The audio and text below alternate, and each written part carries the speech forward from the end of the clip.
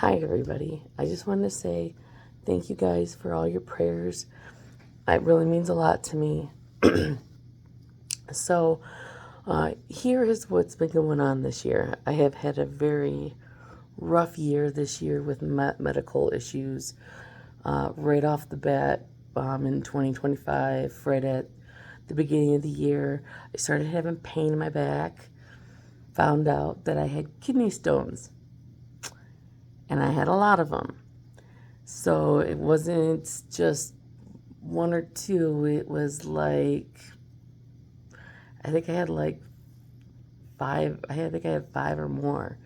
My biggest one stone alone was 11 millimeters, and that was on my left, and that was my biggest stone. That first surgery was on in March, and then I had a second surgery for my right kidney, which had two, which was an 8 and a 4 millimeter, which equaled 12 millimeters. And then I had a third surgery for kidney stones on my right, because they couldn't get it all the first time on the right side in April. Got that done in September, and he got all the crystals out, and I've been good since. So, yeah, and then now I'm here with migraines, and I was sick like the week before and didn't think much of it. Found out that I had retrograde cardiac pneumonia, which I didn't know I had it. When they told me in ER, they said, "Oh, we didn't find anything." But then yesterday, the lady said, "Oh yeah, you have that. It's on your file." I'm like, "Great, yay, okay."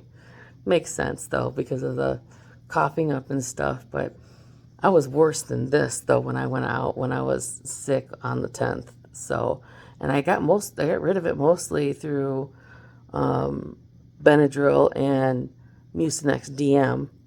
So, but the reason why I really came to the hospital was because I had these sweltering headaches that I couldn't get rid of.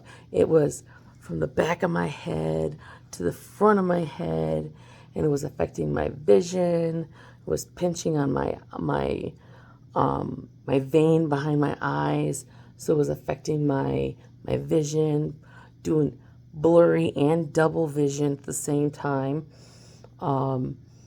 making me very woozy, and and just the pain, the sharp pain alone, I couldn't concentrate.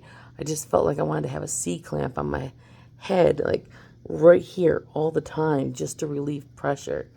So I went into the ER and they did a CT scan, and that's how they found I had a bubble, a little tiny bubble in my head of air. Found that out, and I think that's mainly due because I had an epidural on Wednesday. How it went originally was that on Tuesday I had a migraine, and then on Wednesday, this last Wednesday, I had a epidural done. Still had somewhat of a migraine, and they weren't able to finish the epidural.